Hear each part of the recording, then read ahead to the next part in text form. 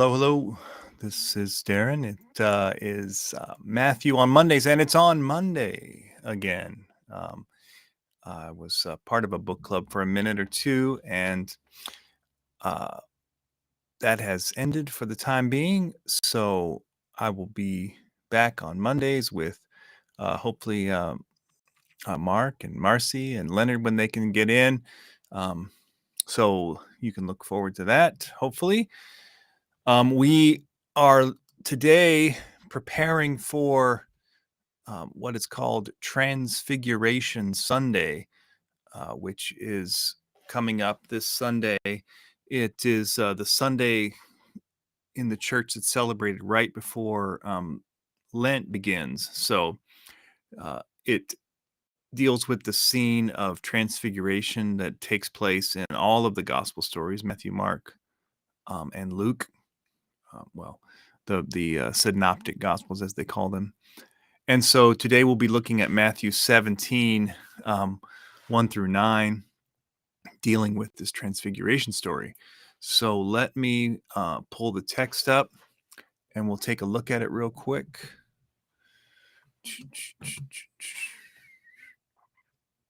You know, I was listening back to one of these the other day and realized just how loud the mic click is. It's pretty crazy, but you know, what can you do? All right, let me get rid of the ads. Find the story here. All right. 6 days later, Jesus took with him Peter and James and his brother John and led them up a high mountain by themselves.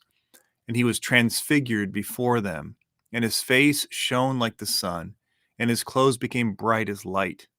Suddenly there appeared to them Moses and Elijah talking with him.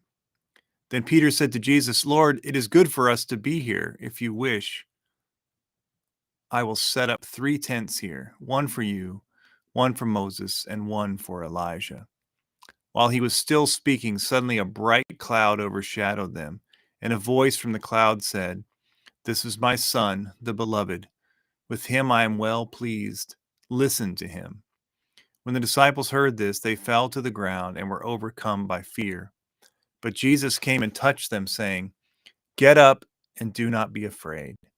And when they raised their eyes, they saw no one except Jesus himself. And as they were coming down the mountain, Jesus ordered them, "Tell no one about the vision until after the Son of Man has been raised from the dead." All right.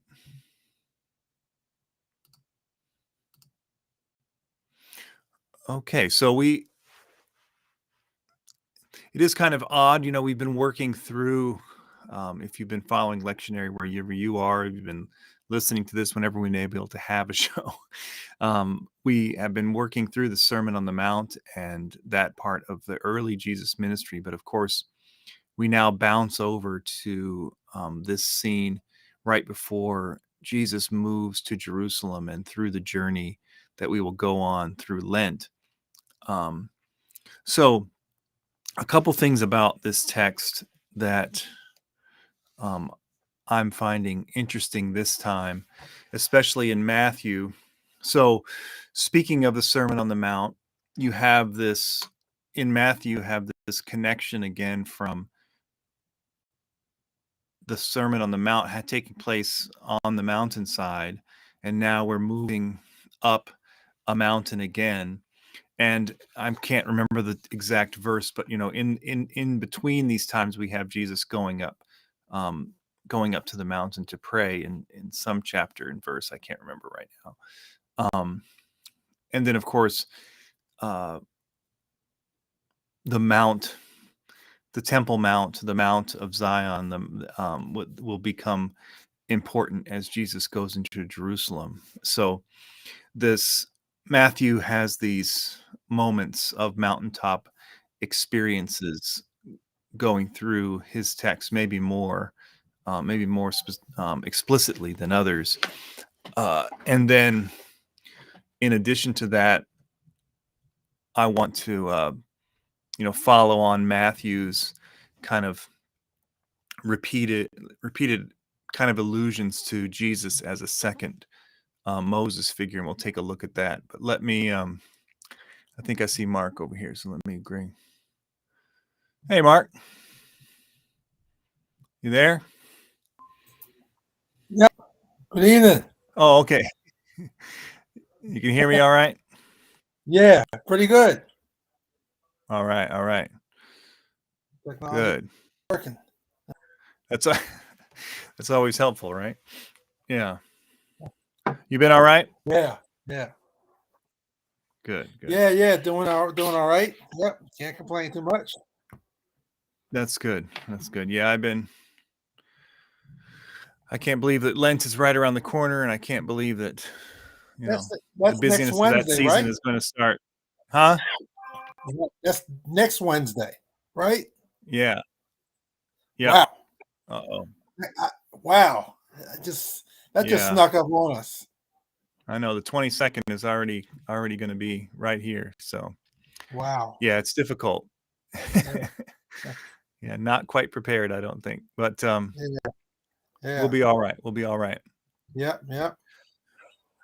So what have you talked about so far? So basically, so far I've just read the text. Really, that's all I've done. Yeah. So, Okay. and just kind of talked about, the way that we have this this scene always, this Sunday of Transfiguration always comes the Sunday before Lent begins in the lectionary. So it does kind of come as an odd kind of move away from what we're used to, what we've been looking at usually, but it does set the stage for um, the move to the cross that happens, throughout the journey of Lent. So it makes some sense. Yeah. So, Yeah. and then I was just, as you were about to come on, I was just talking about, basically in Matthew you have these repeated mountaintop kind of experiences, the Sermon on the Mount, Yeah. Jesus praying on the Mount, and then this scene of Transfiguration on the Mount, and then of course, in Jerusalem you have Mount Zion, you have that whole kind of return to that mountain as well. So Yeah. yeah, and that's and then I was going to I thought if we run out of things to talk about, we'll I kind of clipped the allusions to Moses from Carter's book. So I thought we Yeah. might look at some of that You, too if you're we get looking it. at 5 starting at 21, right? Or did I mess up? Well, I might have messed up, so that might that might have been a whole nother thing. So Okay. well, I preached on 521 last week, Okay. yesterday or yesterday. Okay. But if you want to talk about it, I preached on it, so I mean I know something about.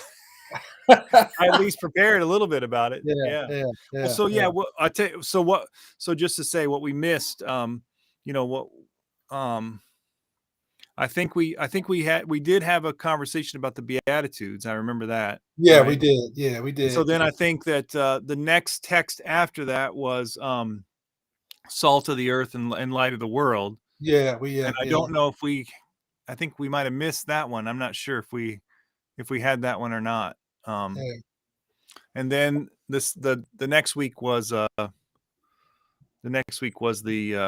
anger, the yeah. lust, and Last the week, yeah. anger, lust, and whatever. And then this coming Sunday will be this text. Jesus goes up to the mountain with the disciples. But Okay. if you want to talk, if you're ready to talk about the anger and the killing, I'm fine to talk about that too.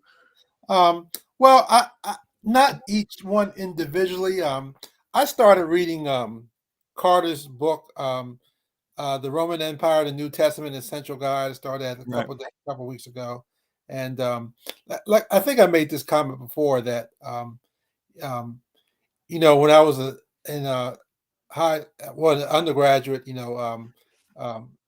what Carter says in his book is nothing new to me in terms of what I learned from my Right. training in classical studies, but again, I think that my teachers, especially in undergraduate, romanticize Rome, and I think what Carter does is a really good, excellent job of really stating that to really understand these, especially the New Testament, you have to understand the menacing shadow of what Rome was and what Rome did to these people. Right.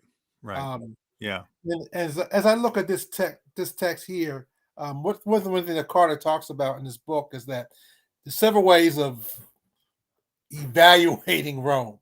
Right. Some of people say, to be just to go off on this spiritual tangent, over spiritualize it.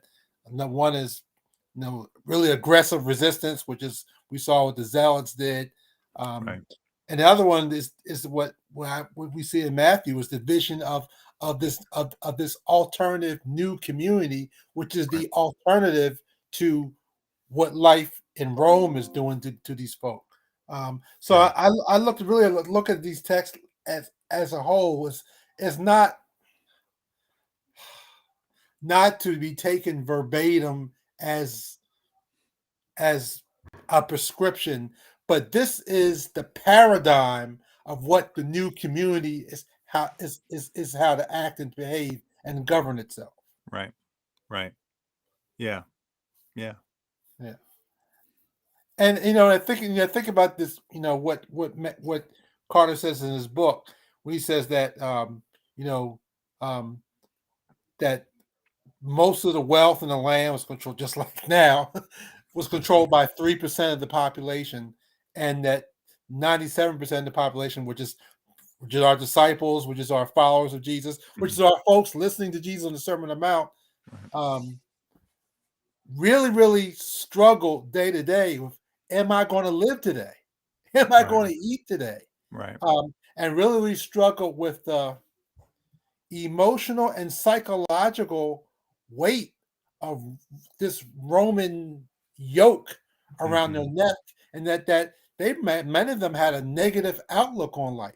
And Mhm. what we see in what Jesus' teaching is that, first of all, God sees you, Right. and God is bigger than Rome, and there Mhm. is there is a possibility to a good life, and there is possibility for tomorrow, and that inbreaking of that change is now, which is the Mhm.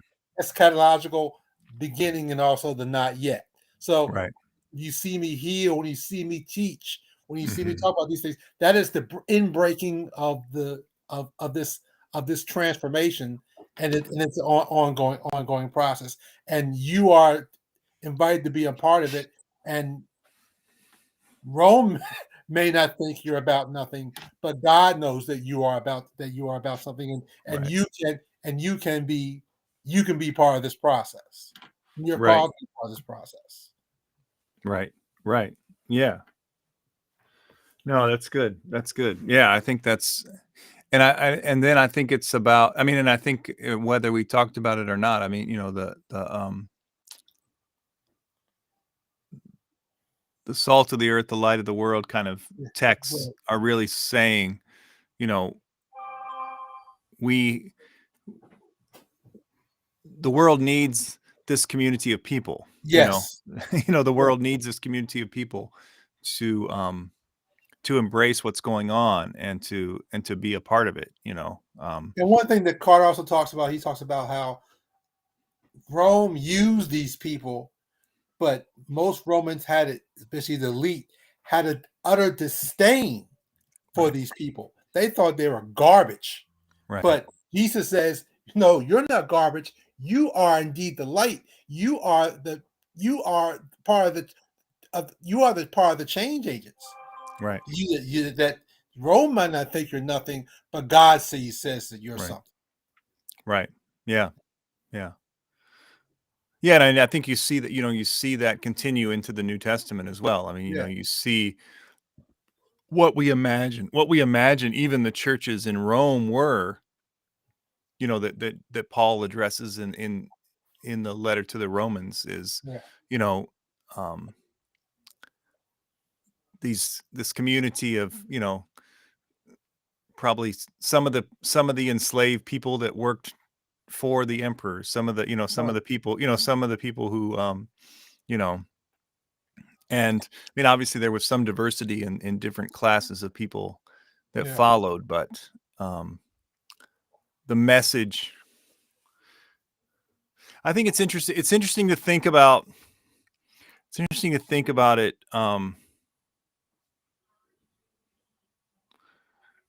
In turn, we have a way of segregating religious talk, spiritual talk, political talk, economic Yeah. talk, Right. Right. and all different kinds of all different kinds of spheres in our life. We separate them out, so we could imagine that Jesus is having some kind of spiritual religious talk with people, Exactly. and Exactly. not a political whatever, or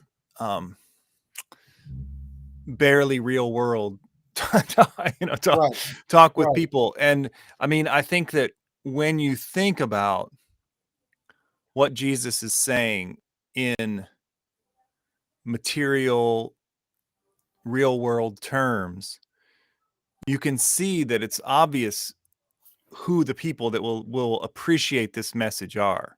You Right. know, Right. who are the people that are going to appreciate this message, Right. and I think it's like in many times, there's a message that talks about kind of redistribution, a message that talks about forgiving of debts, a message that Right. talks about um, you know healing and hope for the least of these. All of Right. those, all those kind of messages. Clearly, it's obvious who it resonates with, and Right. in every time and place, there are those from the different class positions or different parts of society that are more elite or upper, that still buy into the message, even though it means for them, well, in who's, I think this, well, Huey Newton, in his terms, a Yeah. revolutionary suicide, a Yeah. type of, or some African, like it requires kind of a class suicide, a Right. giving up of a willingness to say, I know what I'm supposed to associate with. I know what I've been taught to appreciate and associate with, but this message that I'm hearing now is the one that actually resonates with me Right. for how I want to see the world Right. work, Right. and um, it may not be comfortable for me right now because it might Right. mean that I have to give some things up, It, or it, switch some well, things around. I think there's no question, Darren. I think Yeah. it does mean that. I think Hmm. it's not. I Right. may have to that Right. for those in this who the elite who control the land, it Right. does mean that there's going to be a dramatic shift Hmm. of resources and what have you. It does mean that I might have to disassociate myself with um with the heretics and the religious leaders of the world Right. that don't give a damn about people and Right. are just in bed with the Romans. I mean, Right. it means that. Yeah. There's no doubt about in my mind as I Right. more and more I read, the more I read Carter, the more and I think about this thing, um, that this is revolutionary. Right. And I'm beginning to wonder, you know, and begin to think of how of today. How do we realize how revolutionary this message is? This is political. This is Yeah. economic. Yeah. Yeah. Well, it's interesting because it makes you think about how we.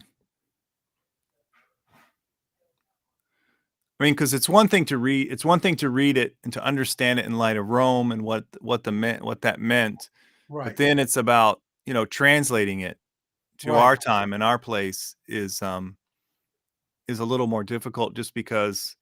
Well, first of all, it's difficult for us because we are the empire, so Right. I mean, Right. Right. so I mean, like that first of all, and then of course you have to kind of you have to convince people that it's okay to understand it's okay to understand that, Yeah. and start to think that way. And I mean, I think what you were saying in a way, we can talk about the degrees and the different, the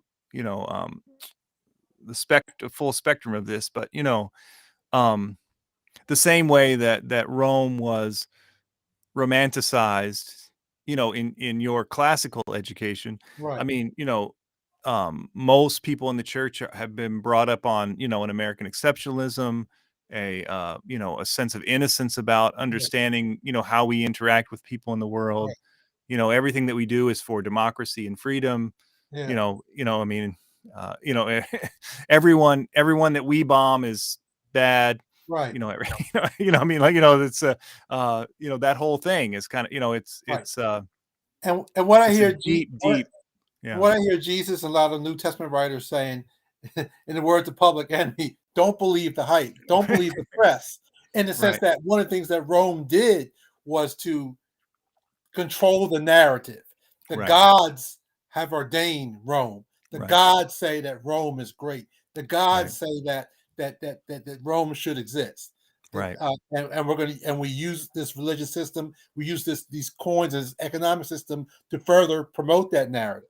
right, What we hear saying is that Jesus saying, and New Testament says, don't believe the hype. Like right, Public Enemy said, don't yeah, believe the yeah, hype. yeah, Like in a way that those in the slaves in the mhm, 17 1800s said, right, don't believe that right, we hear the double speak and we right, know where right, you're coming from. Yeah. right, yeah, yeah, yeah, And I think the question is for us is, and you and I talk about this a lot. No, we don't live in Rome, but we mm, have vestiges of empire here. And how many of us see the yeah, vestiges of empire in the system we have today, whether yeah, that be economics, political politics, what have you? right, yeah. I mean, I think, I mean,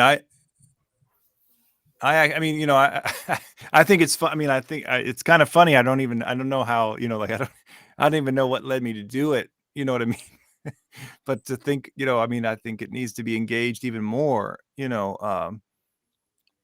for one sermon I did, like one of the first, probably within the first 6 months I was here, Mhm. um, I was talking about, the military document that came out. I don't know, must have been 3 or 4 years ago or so. But, basically just saying like, we are going to have full spectrum dominance all Mhm. around the globe. You know, Right. I mean, you really can't argue with that. If that's the logic, then Yeah. Yeah. that's a problem, I think. I Yeah. see Leonard's in there. All right. Hey So there Leonard, how you you go. been? Welcome back. Yeah, I tell you. I Down beat in up and then Romo land. I was in another meeting. That's why I couldn't join you. Oh, that's all right. That's all right. Good to see you again. Yeah. Yeah, good to be back. Yeah. Yeah, what you been up to? I know that's dangerous to ask Annual, you. We might have another 10 minutes before you can fill us in on everything. no, leave that alone. But Yeah. did you read the article that I put in the Southside Sentinel? I haven't On, seen it. on, yeah, it's I not, on the I haven't church seen and it yet racism. either. Okay, I'll have to I'd love to message see it. both of y'all. Okay, I'll message it to Okay. you. Yeah, Okay. yeah, please do. Yeah. Please do. Yeah. And this one of the questions I have to ask myself is, we talked about how we saw how in bed the religious leaders were with the Romans. I have to ask myself, to what degree um, are I'm not talking about any particular individual church, but to what degree is the church today um, trying to live out this vision of this alternative community that's life-giving and life-supporting and life-enhancing, or how much do we let ourselves to get, I guess the word I would use, contaminated by the vestiges of empire? Mm-hmm. Well, Yeah. we need some. I know no Pharisees. We give them the real bad name, but in that Greek period, they were about keeping the religion from being polluted by that Greek culture. But unfortunately, yeah, so much of what culture is in the U.S. is uh, the theology. You know, when it comes to domination, that uh, it gets back. We were talking about Jennings before. How you can come over Yeah.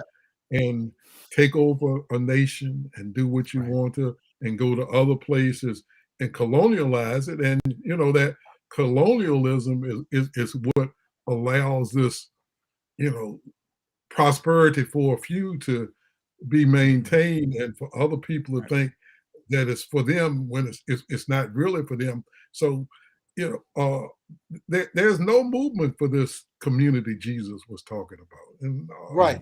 Yeah. And what you talk about, Les, what we talked about earlier, is that what Rome did a excellent job is controlling the narrative.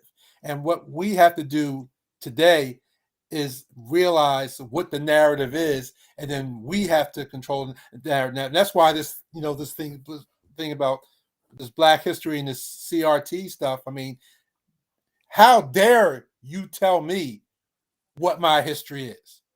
I mean, how arrogant can you be? But that's your attempt, or that's their attempt to control the narrative. Yeah. And in too many Black churches, it's just about wearing African garb. It's not about teaching anything. Right. I just got to call it like it is. Those people don't like it, but it's nothing about change. Nothing to. I have a affirmation that I wrote myself, and it just talks about what we have and our gifts and everything, and too often that's not appreciated. And Right. And too many pastors are quiet. And I was so glad that yesterday, because I like Ralph West because of his content and his study of the word, but he has a tendency to have been evangelical to me and wouldn't cross the line. But yesterday, he says, if Abbott is going to say we can't teach it in our schools, if DeSantis is saying that we've got to teach our history in our church. And right. The church has got to be the main source of transmission and telling of the story, because we can't count on the mainline educational systems to do it. Right. Yeah. And I always say a lot of stuff has to be untaught. Can y'all help me with that, Darren? How do you unteach, this theology?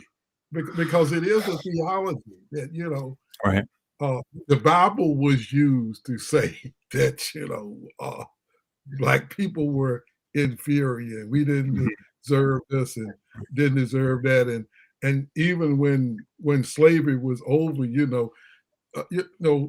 white Christianity is just a different flavor of the Ku Klux Klan, because it's all about preserving this Christian nation and in a different way. Yeah. No, I mean, I mean, I mean, the unfortunate thing is that, to me, it seems like, I mean, so much of what we do in churches, so much of what we preach and teach, it runs up a really solid brick wall of, the culture or the whatever's out there in the world. You only there, if you're only there for an hour or two on Sundays, you're not getting much of a chance to really counter, the 24/7 news cycle. I mean, that because I mean, unfortunately, some of the stuff that needs to be addressed isn't just on the, you don't only get it on Fox News. I mean, some of the stuff you get all the way across the spectrum. I mean, some of this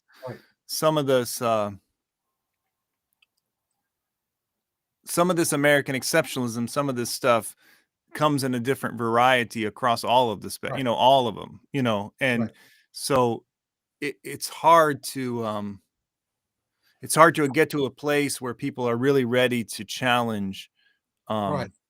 some of that, just given stuff. And I think, unfortunately, in our churches, I think for too long we've kind of accepted our space over in the corner. I mean, to say, well, we'll provide the religious, we'll provide the spiritual side. We'll tell people to work hard and put their nose to the grindstone or whatever. We'll uplift them. We'll give them some courage and some spirit, and send them right back into the meat grinder. You know what I mean? Like, and we. Yeah, and I think that when we look at this whole concept of metanoia, repentance, metanoia is also getting rid of attitudes and perceptions, and also realizing that, just like we talked about earlier, that we saw it, that Rome constantly indoctrinated folk, with the narrative, and we have to be aware, just like the Matrix, in a sense, that this is the narrative.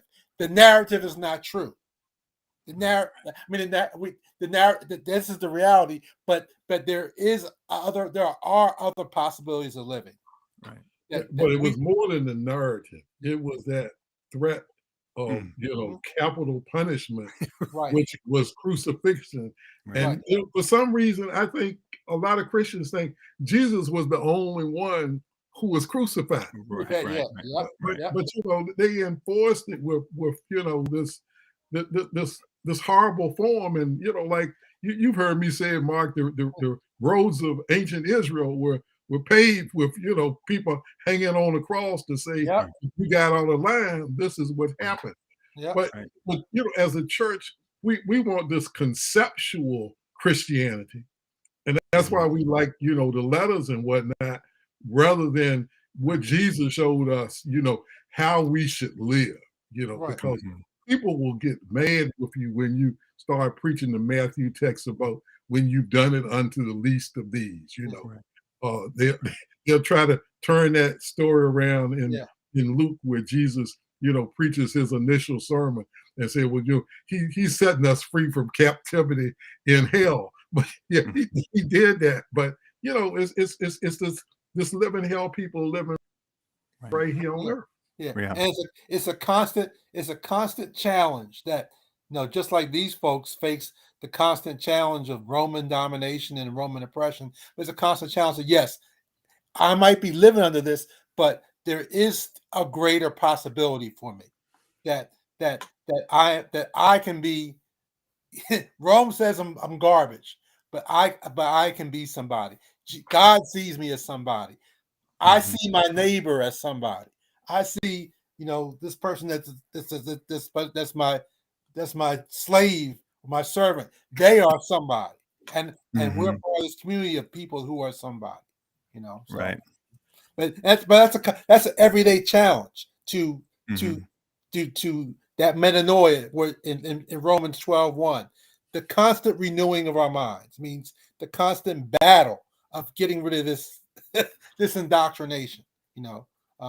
Our ancestors did it, and that's our challenge, also.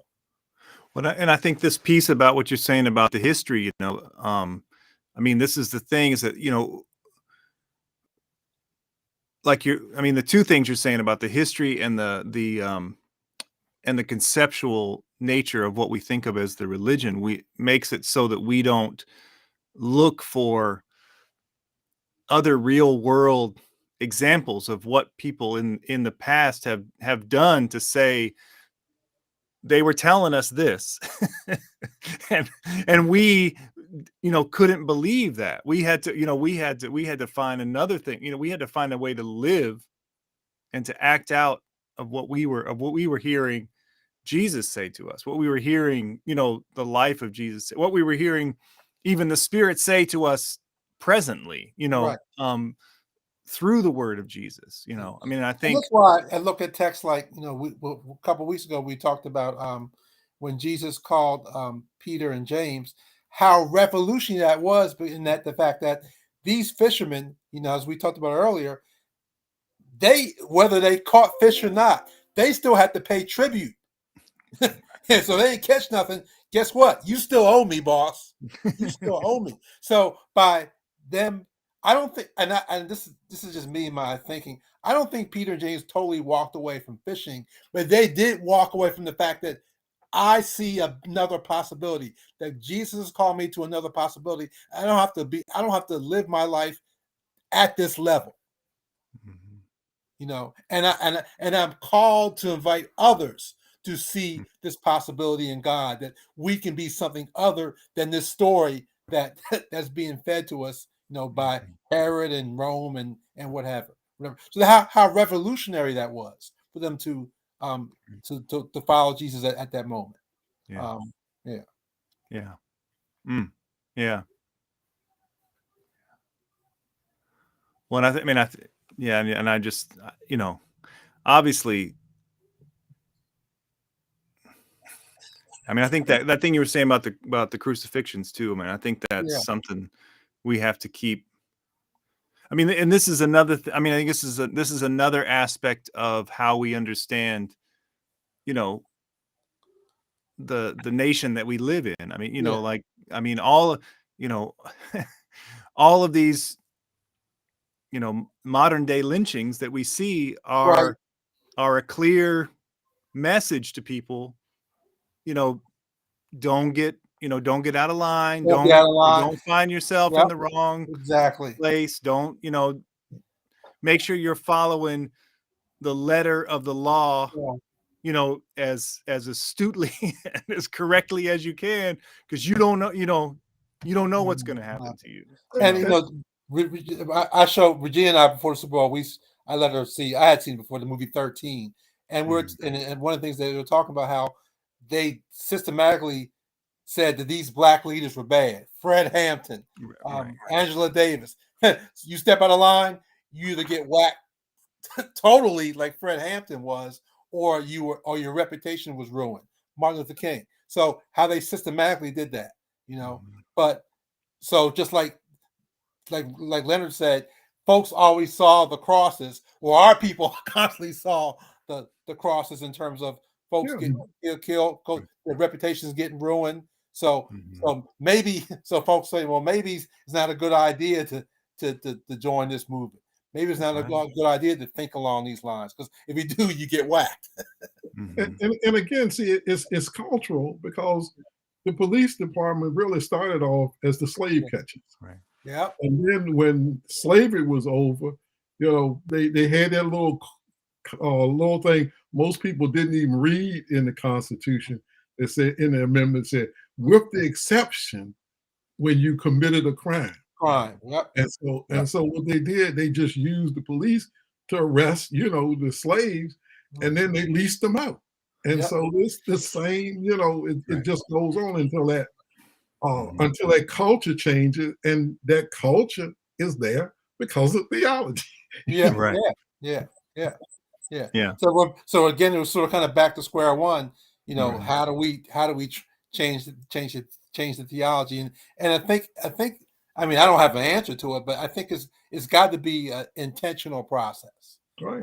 It starts with I think, and I hear Otis Moss talking about this a lot, of just maybe people just going back and redigging some wells, such as, I'm reading Katie Cannon, some folks picking up James Cone, going back and redigging some stuff. Well, Katie Cannon always said we have to disentangle and debunk all of this. That was her favorite one. Yeah.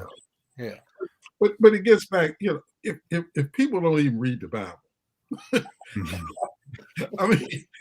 because you got the text that you're dealing with Jesus going up on the mountain. The parallel text in Genesis is Moses going up.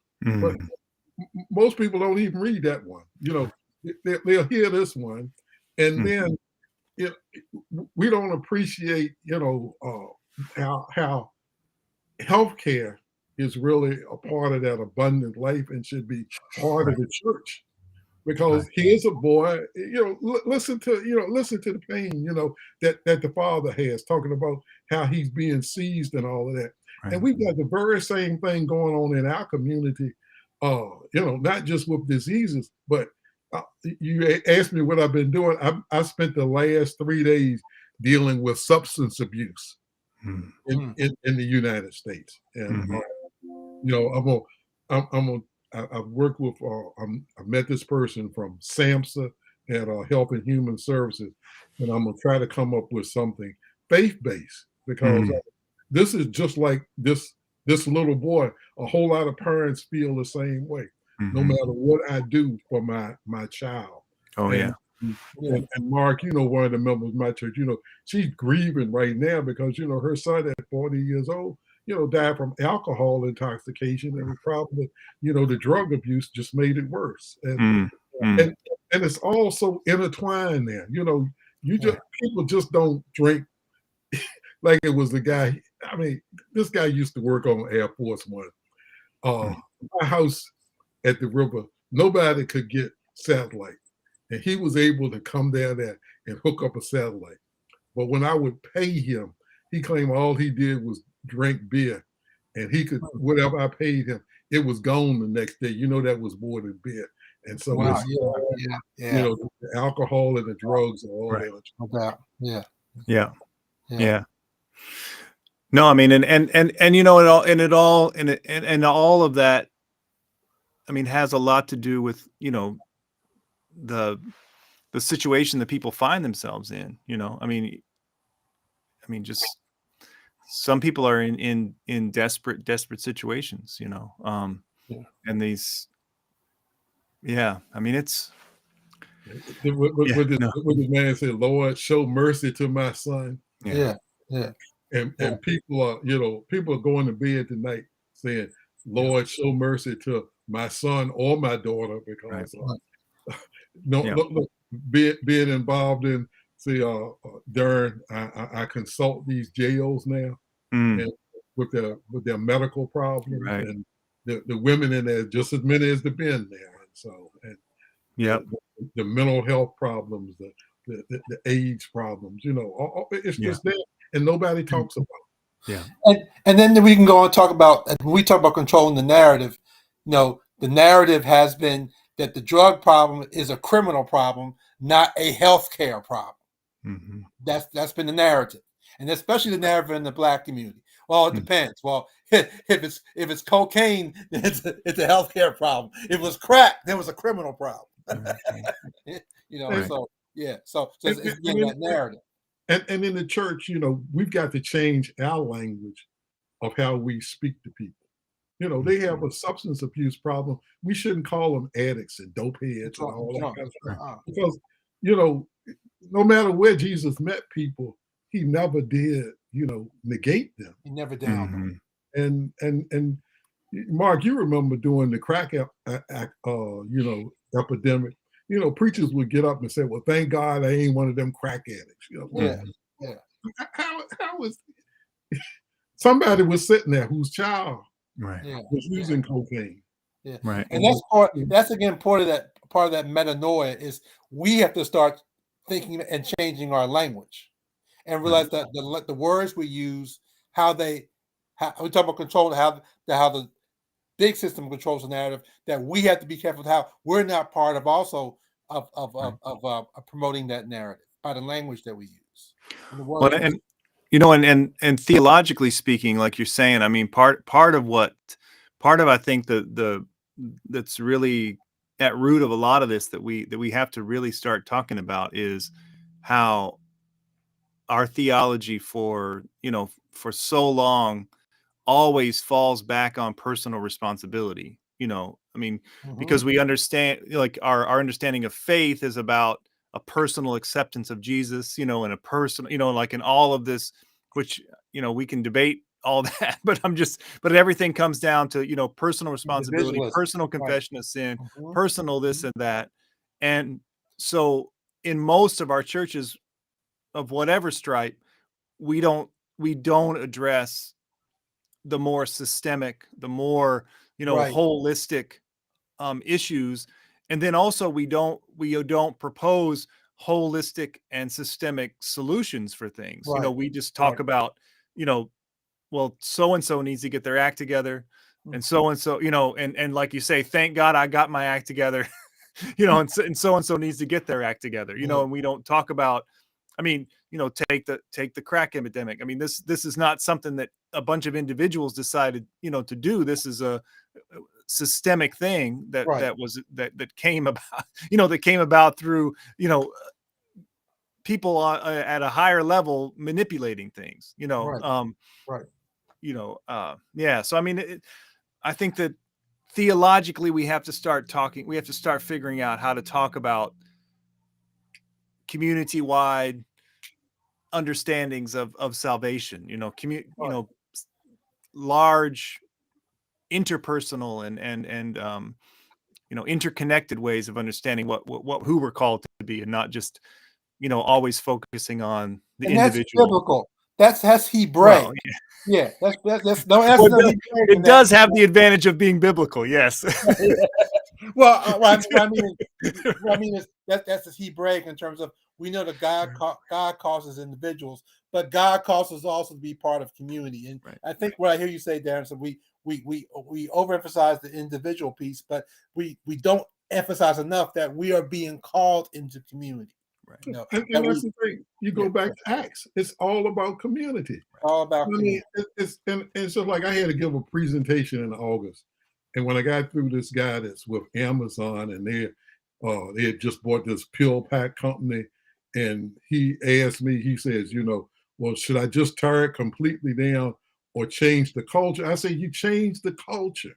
Yeah. And then just like this weekend, we talked about the problem all along with the drug problem, but then he talked about how it had affected us unknowingly, and how the only way we could deal with the problem is forming communities of pharmacists to deal with this together, because it's too big for one of us. And we've got to change our culture, because we don't talk to each other.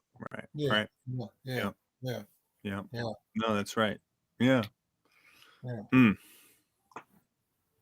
And so the church has to do that. I mean, Yeah. this postmark, look, this drug problem, the pastor's got to have a conversation.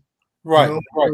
Because it affects the families in the church, or the communities, or the families, family members that don't belong to the church, the greater community. Yeah. Right. Yeah. And that can be troublesome, and it can be painful, but it is a needed conversation. Wow. I mean, well, and the thing I'll say is that, being in kind of some different church spaces, I mean, that's an issue right there that transcends race, class, all kinds of issues. You find from the poorest to the wealthiest, someone's got someone in their family who's caught up in that, and it could be a way of bringing, it could be a thing that brings people together, to deal with that. Because I mean, I know people who, if you saw them on the street, you visited their house, you saw the car they drive, you might not immediately think that, they don't know where their kid is, or they don't know what call they're going to get, you know what I mean, in the next day or two. But that's where it's at, that's. And I mean, what's so scary about this drug thing? And you talk about this fentanyl thing. I mean, this is a drug that can put an elephant out. Now they're mixing it in all kinds of pills, and it's in our schools. I mean, that's scary. That is scary. But it's all about money. I mean, a Yep. kilo costs $40,000 to make, but by the time it goes through the cycle, it's $5 million. Mm-hmm. Think about that a minute. $40,000, $5 million. That's, and when you can make that kind of money, it's, right. You got law enforcement, you got legislators, you got all kind of people turning the eye away, but I was so glad this lady from HHS said what I said. With all of this addiction that we have in this country, it's a national security issue, because who is going to fight? Yeah. And now we have we talk about the drug addiction, but this sports betting thing. I mean, if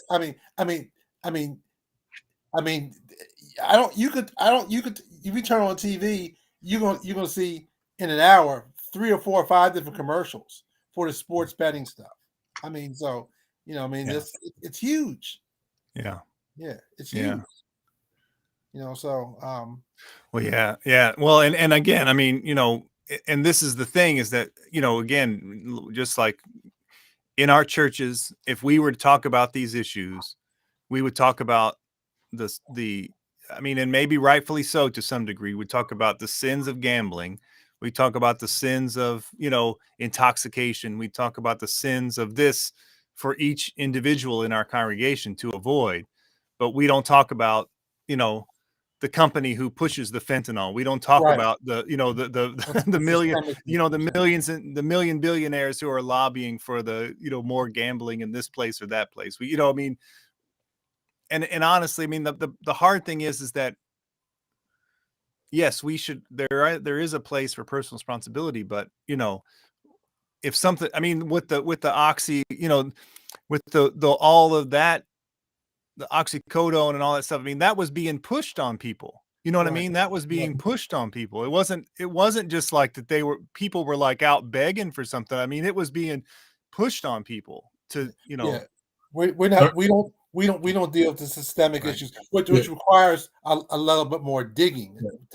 Darren, when I started practicing pharmacy, we had this army lockbox that I could keep all the drugs in. Mm-hmm. And like in Tylenol, I may have 100 of this one and that one. And when I sold my pharmacies, everything was in thousands. And it all became because somebody came up with this public policy, number one, that people with pain were not being treated adequately. And so that's how they changed the narrative. And then the people that produced OxyContin, these drugs work on these dopamine receptors and cause people to get discharged and whatnot. And when they sent it to FDA, they took all of that information out, said it wasn't as addictive. And well, you all know what happened. And the thing is, see, they did that, and the settlers got a whole lot of money, and they had their name on museums and all of that stuff. And it was so funny. As I was going down the road, I'm listening to NPR, and the lady that wrote this book, Dope Sick, she was being interviewed, and I can't tell you how many times that came up during the conversation. Drug dealers, doctors, and the drug companies that addicted America, and it was all done by legitimate people. Right. And it's just like how 13 talks about, we talk about like laws like stand your ground. Well, how that was pushed by this organization Alex, which corporate America was a part of. We have to. It takes some digging, but we have to really dig to see who are the players, who's getting paid. Which takes some digging. And that, again, that's also part of the metanoia. Metanoia means that we have to change our minds, our hearts, and attitudes, but we need to start thinking and digging a little bit too. Right. Yeah. No, that's good. Well, hey, it's good to talk to both of you. Good to have you back, and I'm glad we're back on Mondays. So Leonard, maybe you can be around some, because I know you have Wednesday responsibilities. Wednesday was crazy. With this pharmacist association, I've got until July to lead that. Added to what I'm already doing. It gets crazy. So, Dan, are you talking about changing things because Lent's coming up, or are we? Well, the issue that here's what I'm thinking is that during Lent in the lectionary, we kind of switch over after the first Sunday in Lent is the temptation, the Matthew 4. So that would be the next. That would be the Yeah, that would be the first Sunday in Lent, which is whatever that last We get, Sunday in we got, February we got, is. we get that. That's a week from Sunday. Okay. Yeah, so next Monday we could talk about that text, the Matthew 4, 1 through 11 text. Okay. And then after that, the lectionary switches over to John for most of Lent. Okay. So there's a couple different ideas. I mean, my idea was maybe to just maybe spend a few weeks looking at, if we want to stay with Matthew, to look at, the triumphal entry and then some of the crucifixion story, part of that story, and maybe the resurrection story in Matthew throughout that time, kind of in preparation for Holy Week.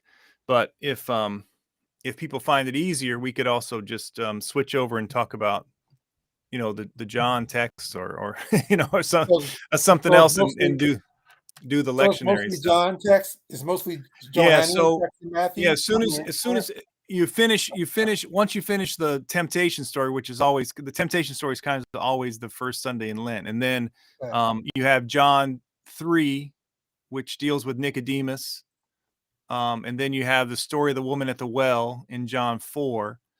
Then you have the story of the man born blind who Jesus heals. Yeah. And they take him before the court, and his parents have to show up and everything in John 9.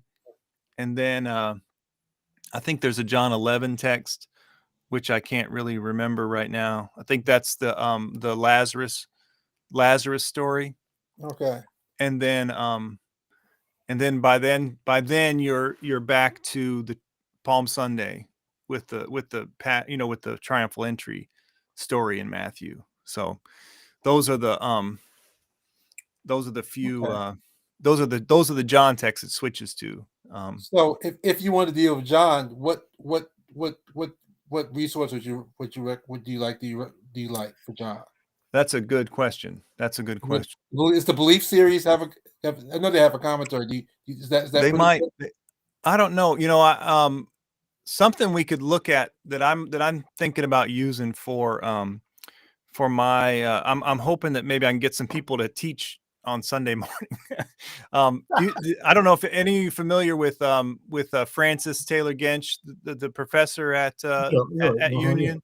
Yeah. So she wrote a book on, well, I think she has a couple books on John, but she wrote a book on John called Encounters with Jesus, which has, which references each of, like that has a little chapter on each of these, each of those stories and more. But, that might be, if we looked at the John, what were you planning on doing for Lent? Leonard, did you have a different